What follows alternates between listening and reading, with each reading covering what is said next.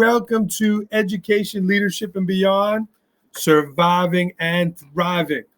My name is Andrew Murata, host of the program, and it is show number 136. Happy to be back with you and happy to be on and happy to be getting ready to open schools. I know, depending on where you are around the country, you've already opened, you've just opened, you're starting to open, or you're approaching that week. And certainly going to meet today's guest here in a moment, Dr. Jared Smith.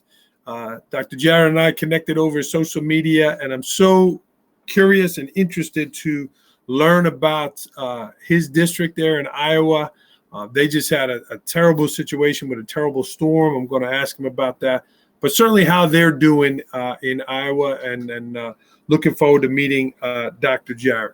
So it is show number 136. I would like to thank, again, today's sponsor, Halvesies Cookies. That's my friend David Maffei and his company.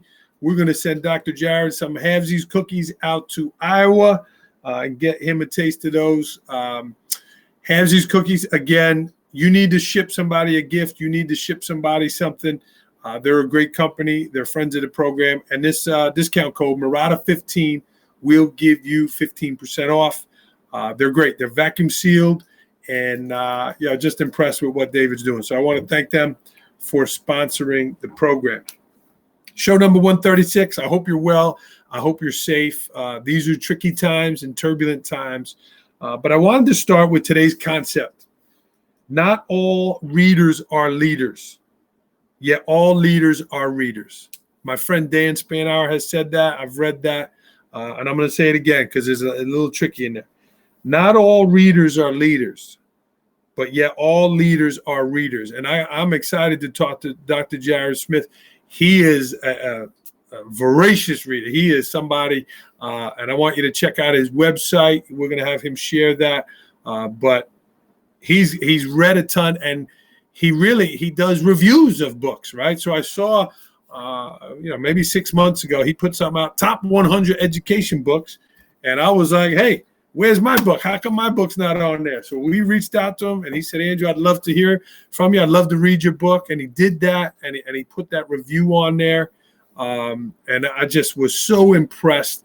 He writes, he reads, he's a true educator. So I want to ask him about that. But if you're not an educator or a school leader, that reading's not part of your routine, I would challenge you to add that.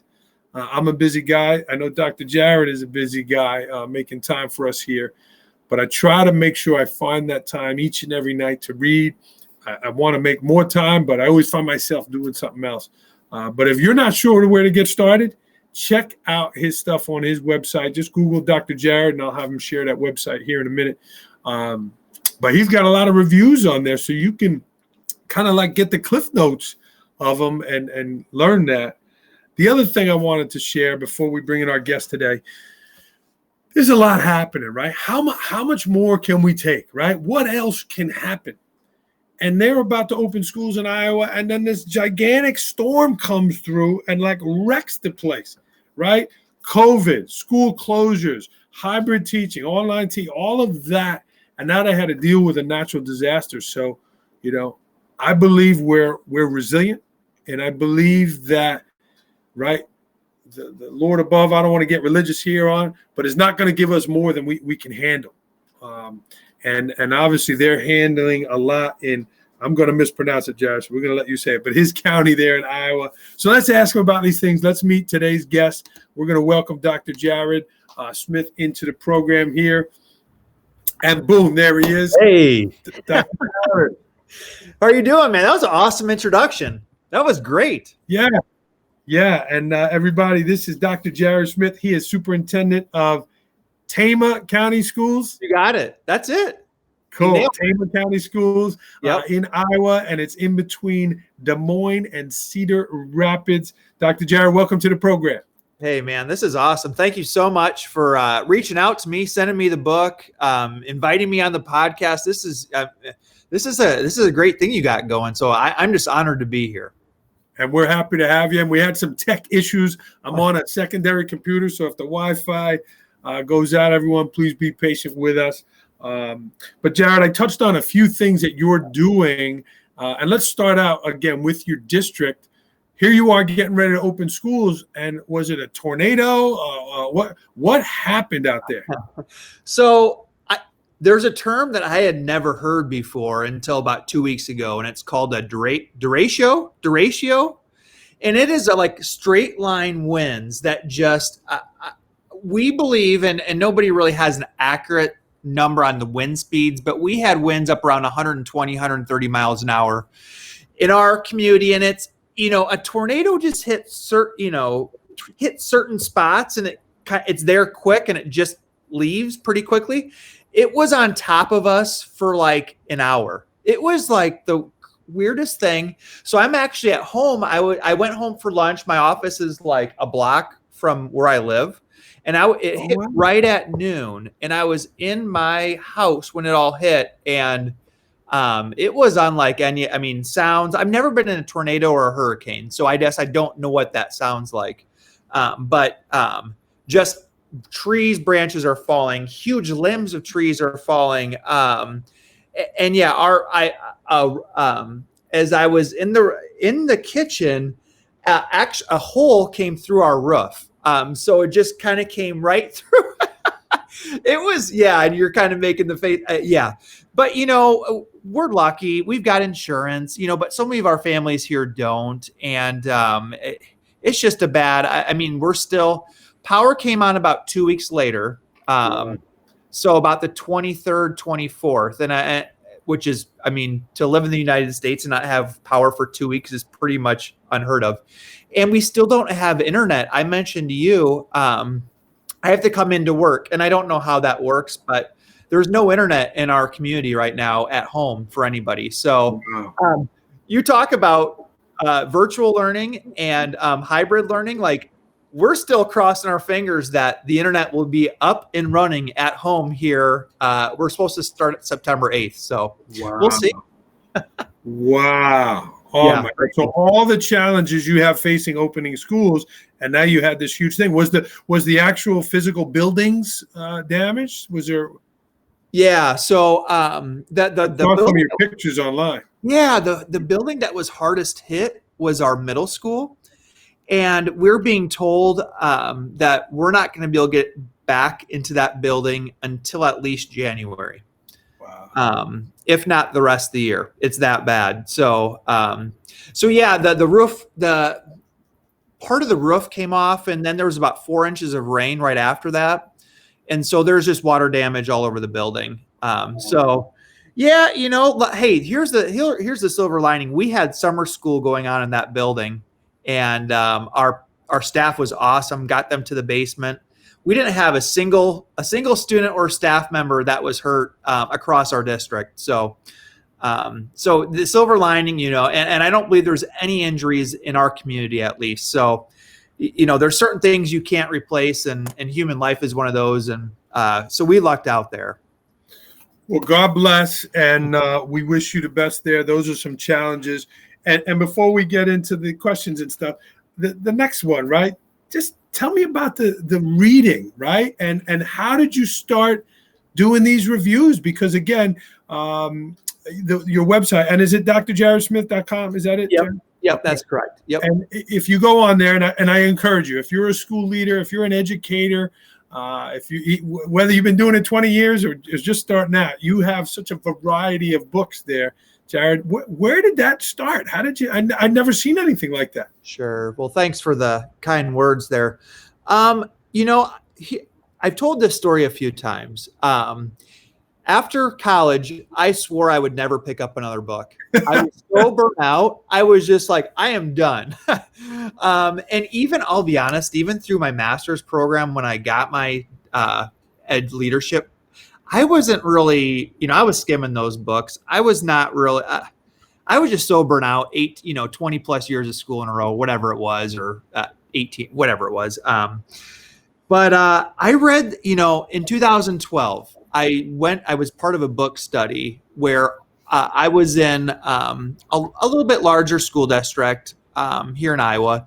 And the book study we did was What Great Principals Do Differently by by Todd Whitaker. Oh, and yeah. You're Not Your Head There. That's kind of one of those classic education books. He's the best. And I committed to reading it, and I just felt so much confidence.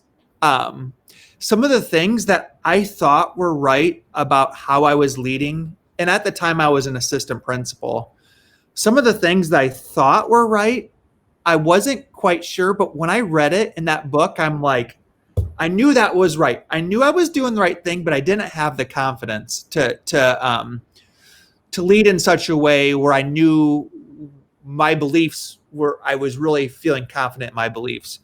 So I read that book, and then it just kind of started like wildfire, like, oh, I want to read more. Like, okay, what's next? And so I had a buddy suggest Jim Collins, Good to Great.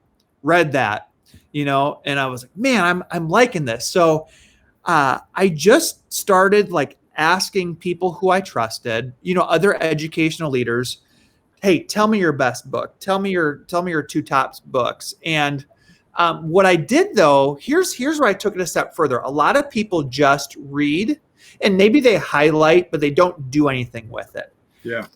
To me, and we're both educators, like what's the best way to retain something is to see it a couple different ways, right? So I would read it, and my process has kind of changed over the years, but I started off highlighting and I never did anything with it, but I wasn't retaining it. So what I did was I started just going through the book a second time, looking at those highlights, and then putting the key takeaways into a separate document. And I felt like when I did that, and maybe 10 books in, I started to do that, 10 books I'd read. And I felt like I was able, when I met with a teacher, staff member, and I wanted to share something with them, if I always like giving them like either a book to read along with it, or maybe even just a page or two or a chapter. And so by kind of keeping track of where those were at and where those key ideas were at, I was a lot more effective in coaching our staff and not only telling them some things, but maybe giving them a resource. So that's kind of how it started. Then I got sidetracked a little bit, did my doctorate, got through my doctorate at Iowa State University. And when that and I was reading along the way there, but once that got done, I felt like there was a void in terms of the reading that I was doing was great. But now I'm like, okay, what next? And that's when I've just really ratcheted it up. And really these last 3-4 years, I just read anything I can get my hands on. And one of those being your book that you sent me, which I really enjoyed. I couldn't put it down. It was really fun to read. I just can't, maybe we'll get that into that later, but I really enjoyed it. And, we're educators. I like sharing with others, sharing what I learned with others. And that was the point behind the website is I don't want this just to be for me and my notes. I want to share with others. So, it's just a way to share what I'm learning with others, and it all ties together. You mentioned the writing. It helps me with the writing. It helps me with leadership. It helps me with all kinds of things. And that is a great way. You shared just so much in there right now. Because I find that, right? I read something and I'm like, and I'm talking to somebody and something from the book triggers, but I don't remember exactly where it was or the part of the book. So you highlight and then you go back through and then you mark through. But you wrote an amazing, I was blown away with what you did with mine. And really, then you list them on your website and sharing with others. That is a great thing that you're doing.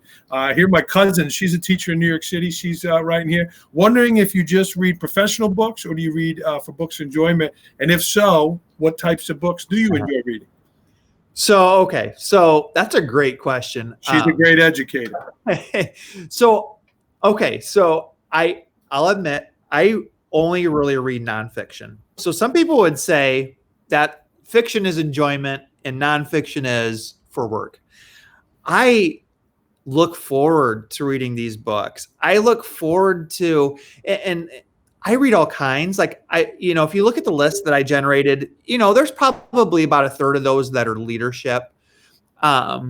I love, the psychology books. I love working out. I love personal wellness or self-help. So a lot of those, I've read some meditation books, some just all kinds of different genres, but they kind of fit into education, leadership, self-help, kind of those three different genres. But to me, they're all they're all enjoyment to me.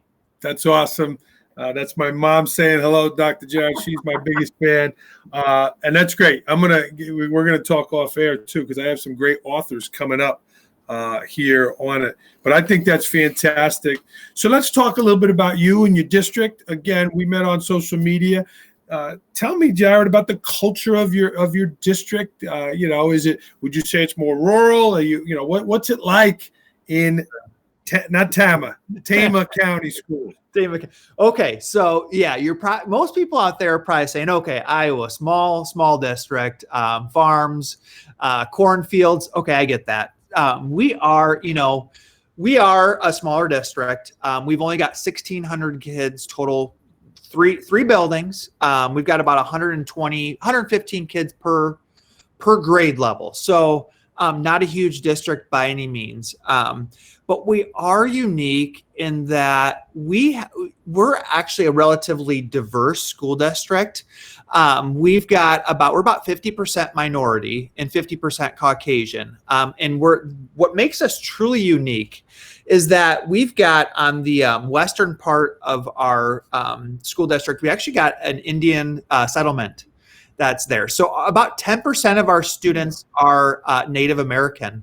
Fantastic. So we've got it's a true melting pot. And what's unique is we're in a smaller setting. And like you mentioned, we're about an hour from Des Moines, an hour from Cedar Rapids. And then there's another larger metropolitan area, if you want to say that, up north of us by about an hour. So we're like right in the middle.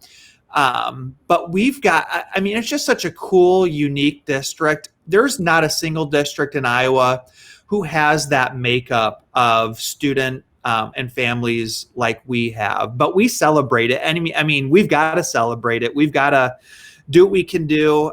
So we just try to do a lot of different things to make sure we're recognizing all the different families, backgrounds, ethnicities in our district. And these days, right, with what's happening around our country and the conversation of racism rising to the top, you must be able to have some great conversations and some great work to be done having so many different races in your district.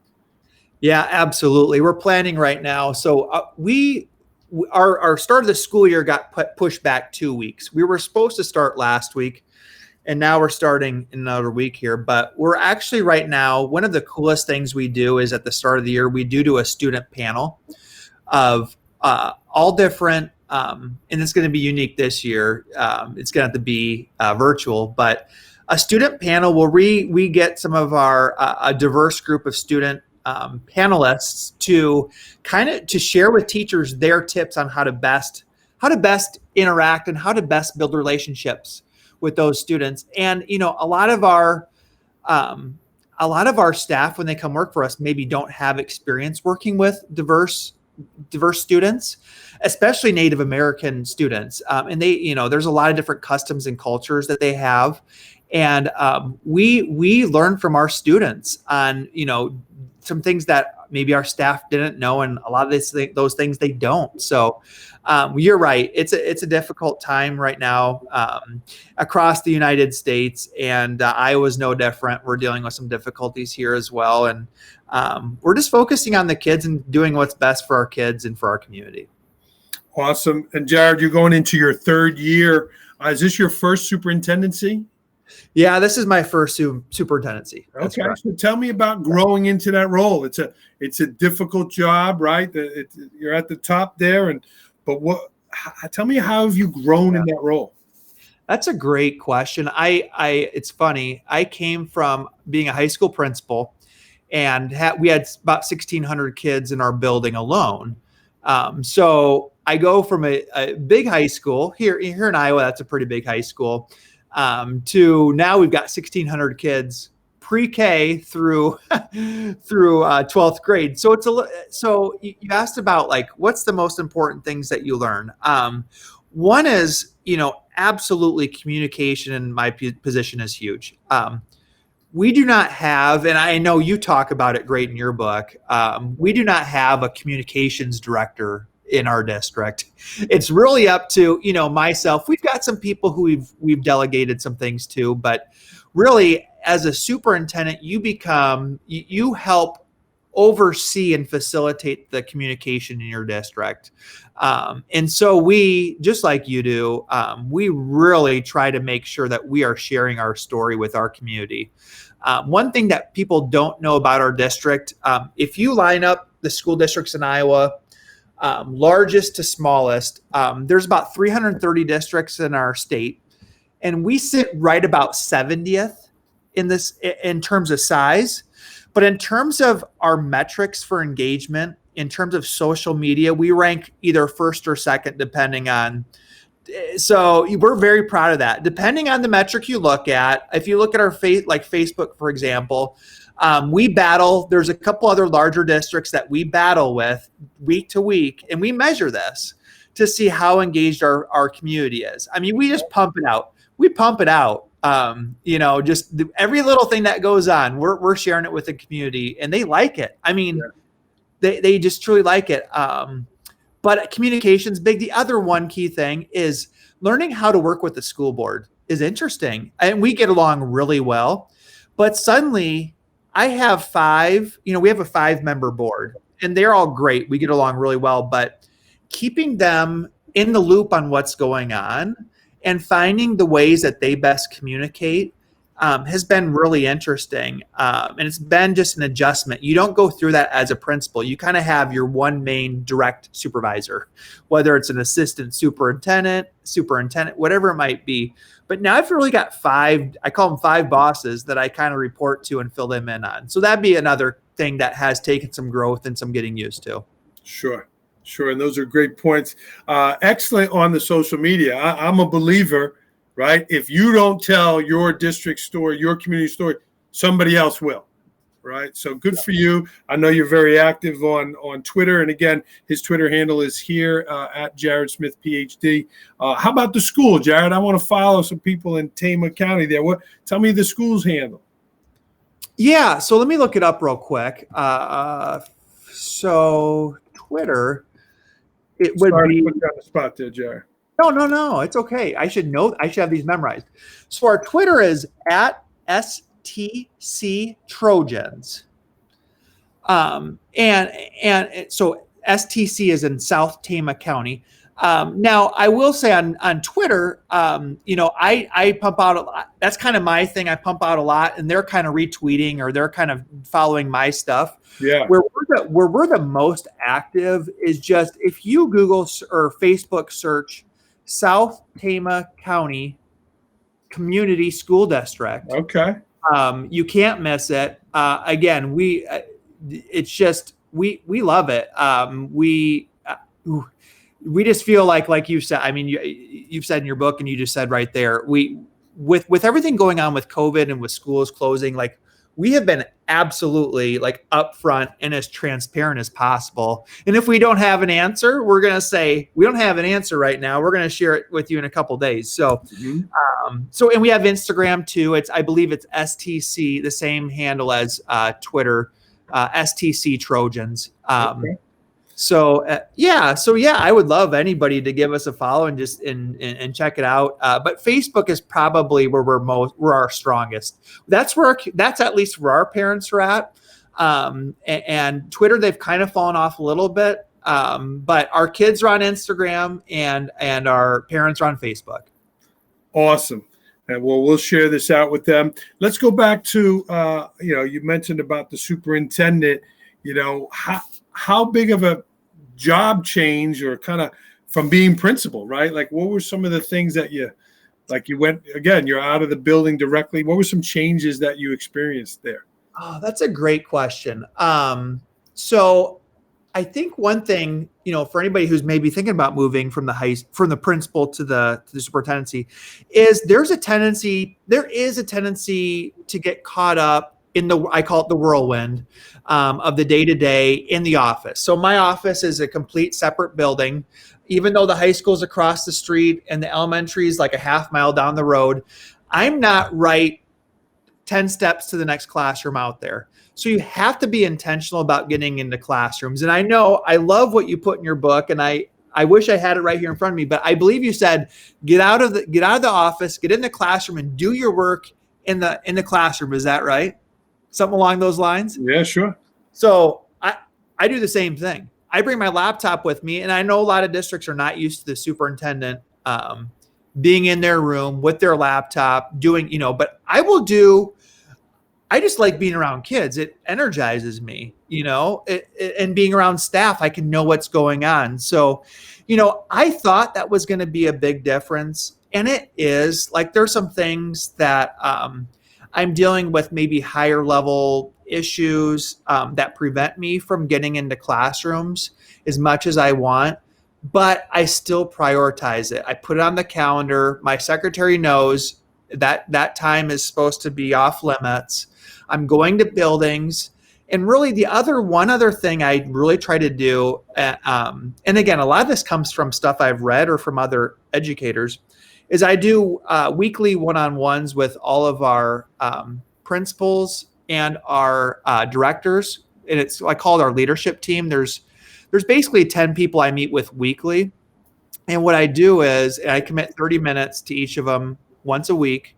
And often that will put me in the buildings and in the trenches so I can see what's going on. So I think for any superintendent, find ways to force yourself to get out of the office and into your buildings. There's no reason, like I mentioned, I had 1,600 kids at my last job. I've got 1,600 kids here. Same ratio, same number of staff. You can make it happen. Yeah, that's awesome, Jared. Good for you. And again, scheduling that time of those important things is great. Again, if you go to Jared's website, drjaredsmith.com, he shares not only the book reviews, but a lot of his blogs, a lot of his writings. And I definitely want to collaborate with you there, Jared. But one of the ones was the signage around your district, right? You read, I think it was Culturize, and then you wrote about how that impacted you, and you started to see things in a different lens, including the signage asking like, hey, don't do this, don't do that, no smoke, versus how do we make it more of a positive thing? And I just thought that was great. But here you are supervising, leading in your district, noticing things that really didn't sit well with you. So it was funny. And I almost felt bad writing about, well, here's what happened was maybe 2 months ago, I go for jogs and walk in our community. I think it's great people love seeing their educators out and around. I can say hi to people. But I did some laps around our track at the high school. And I stopped. I saw the sign like at the end of at the far end of the track. And it made me laugh because it said like, it had all these, you can't do this, you can't do this. And then it had these like literally a dozen exclamation points. And then it said, no horses allowed on the track. No horses. I know we're in Iowa, okay? So you have in front of us, but there are no horses and buggies out around in the streets out there. So that had to have been up since like 1960, 1970. I don't know. Yeah.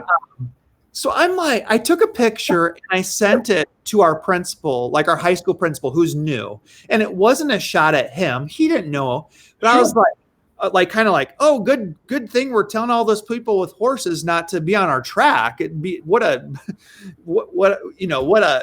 pandemic. I shouldn't say pandemic, but what an issue we have going on right now with these horses.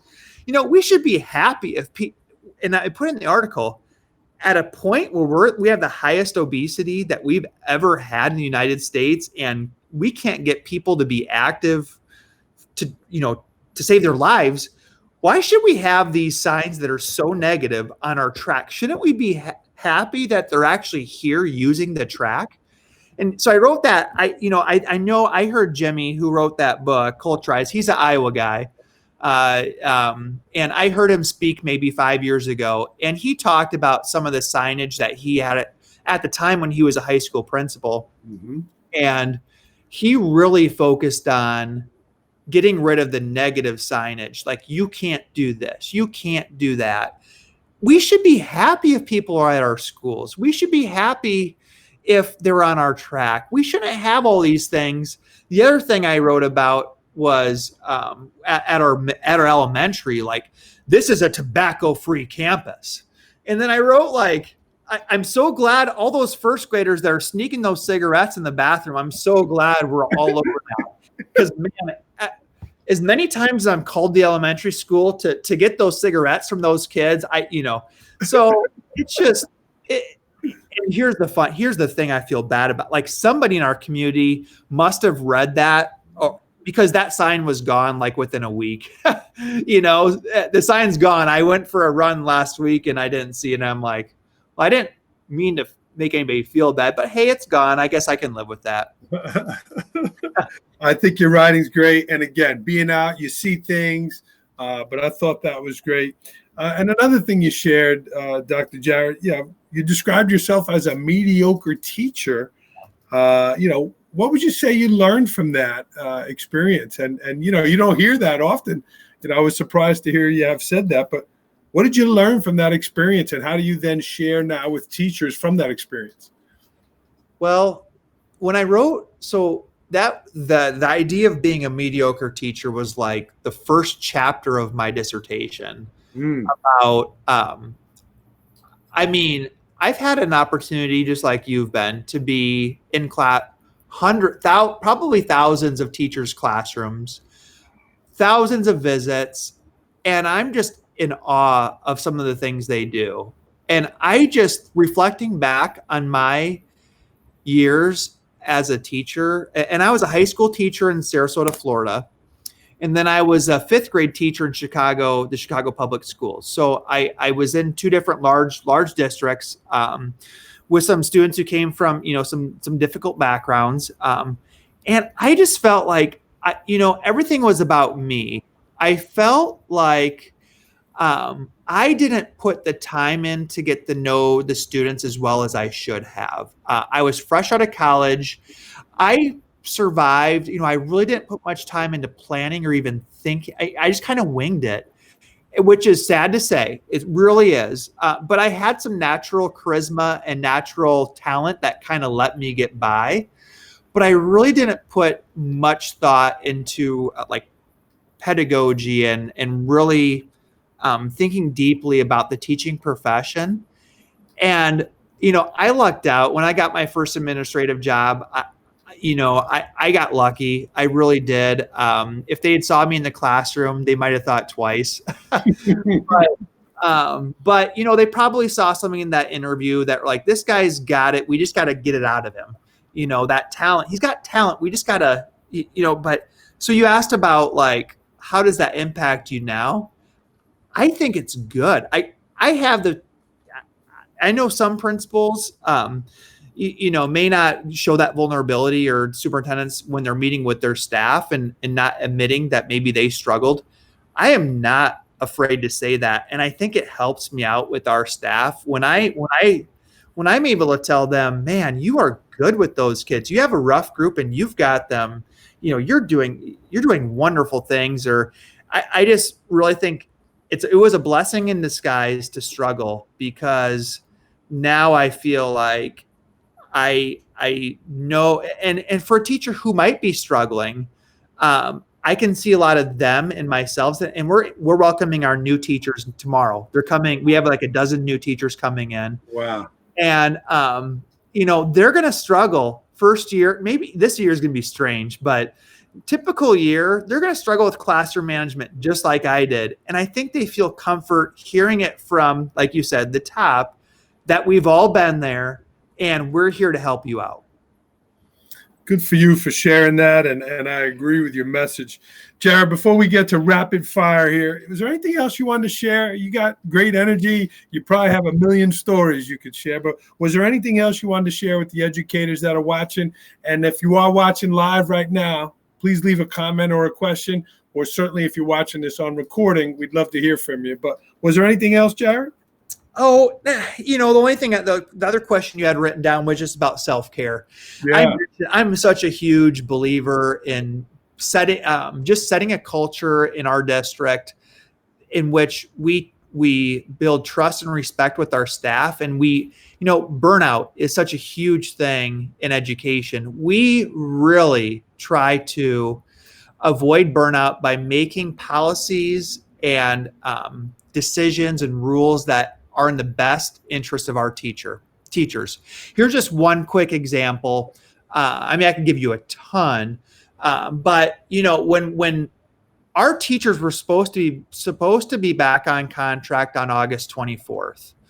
And recall that was just shortly after that huge storm hit us, and families were dealing with, it was uncommon. If your property or house did not have damage, you were the lucky ones. Almost everybody had some sort of damage. Wow. And we said, forget the contract, you stay at home. You stay at home for this time.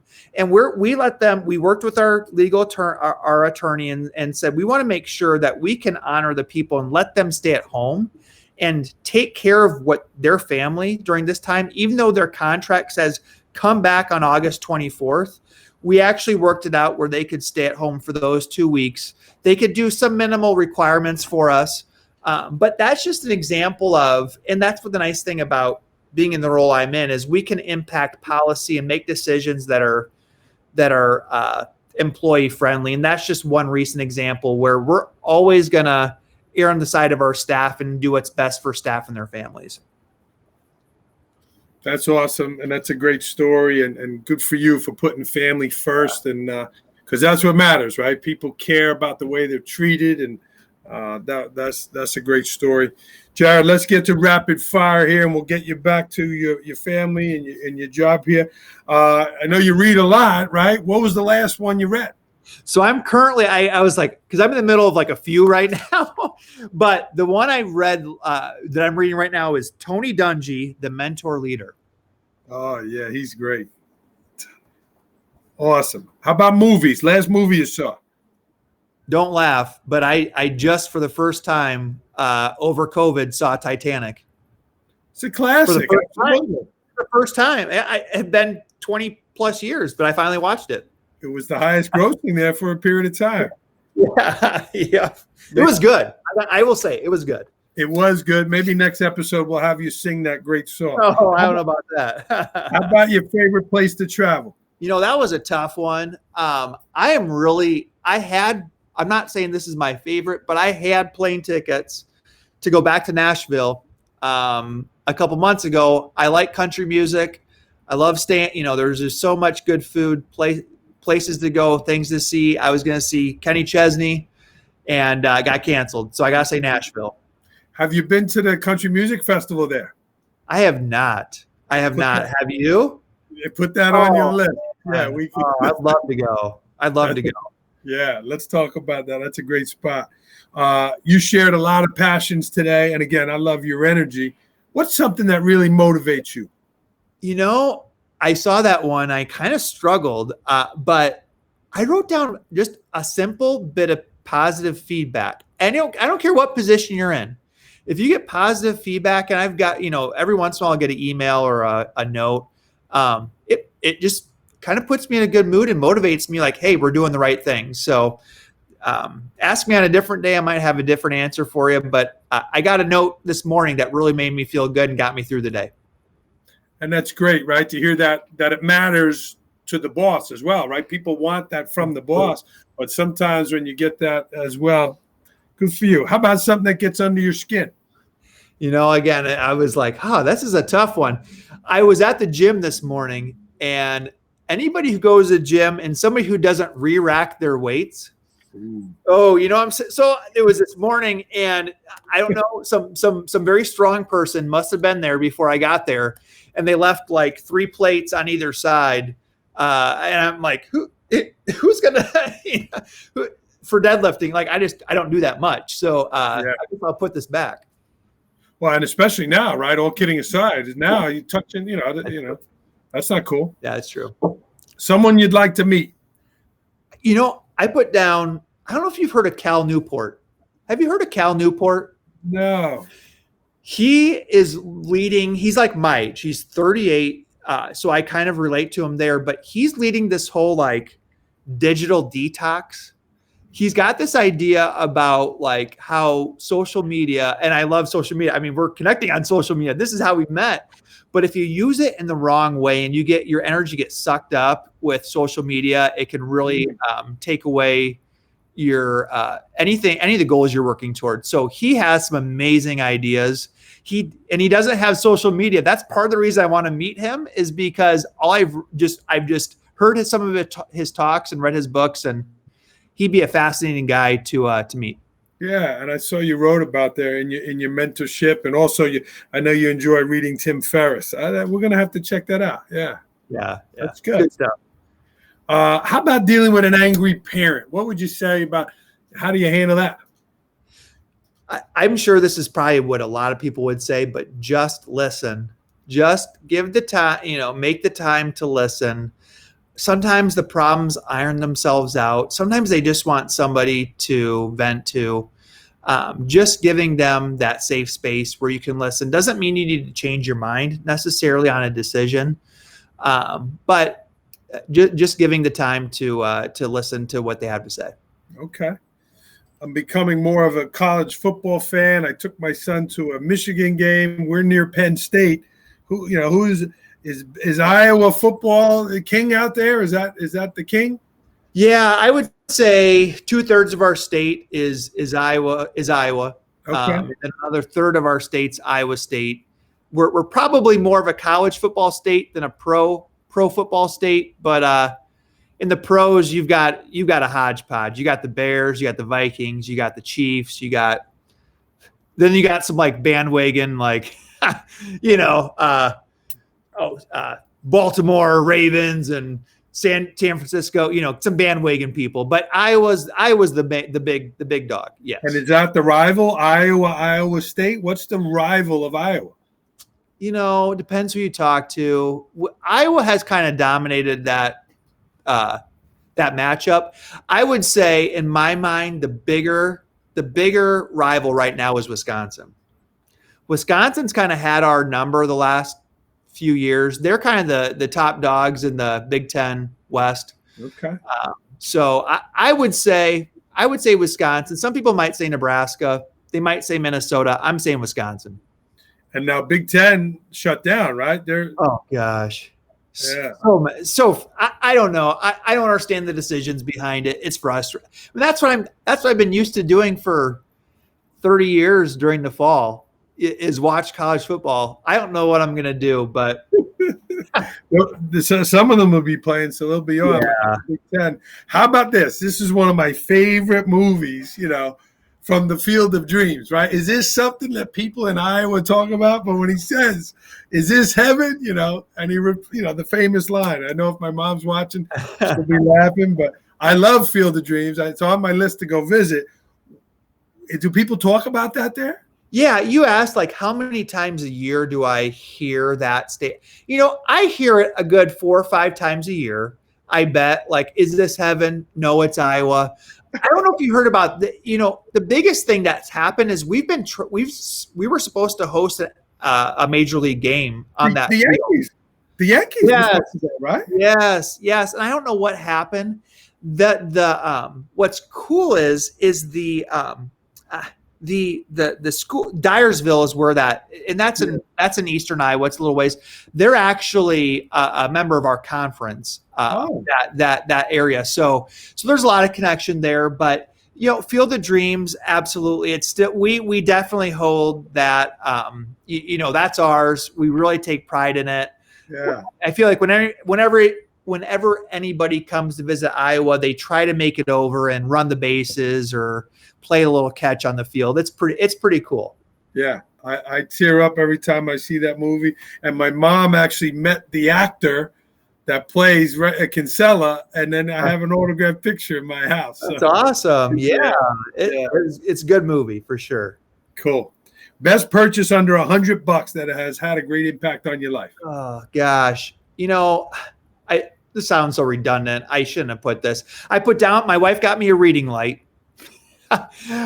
It sounds silly. I feel like I need to like mix things up here a little bit. You know what? Here's the other thing. Okay. This is off the cuff, but see this little like cooler. Okay. It's a brewmate. I don't know if it's meant for what kind of drinks. Maybe it's meant for alcohol. I don't know. But I drink these amino energies, and this thing keeps it cool all the time. It's awesome. It's like $20. You can get these, but it fits those like slender cans. Can you see that? Yeah. So it's been in my office for like 3 hours. It's still cold. And it's just like this little, like, yeah, I would highly recommend this and a book light. You'll be set, man. There you go. There you go. Something about Jared Smith that people do not know about. So you might not tell in this interview, but I deal with anxiety. And again, it's kind of a blessing and a curse. The blessing is because I feel like so many students and staff members deal with anxiety, and I feel like I can speak to them about some tricks for overcoming anxiety. I used to have a huge fear of public speaking. Not a huge, let me take that back. I went through a period of time where I had a huge fear of public speaking, and I've been able to overcome that. And again, being vulnerable with our staff and our students, like I'm able to tell them, if you're going through these things, I too go through these things. And I think it helps them relate and it helps build relationships. Wow. Well, thank you for sharing that, Jared. Yeah, I didn't expect you to say that. Yeah. And now you speak not only in your district and your community, you speak as well outside, motivational and coaching and things like that, right? Yeah, I'm getting into it more and more. I'm just kind of starting out.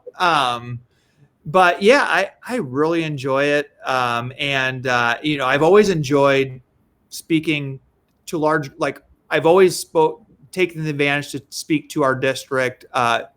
Even when I was in larger districts and I was a principal, I spoke to our district.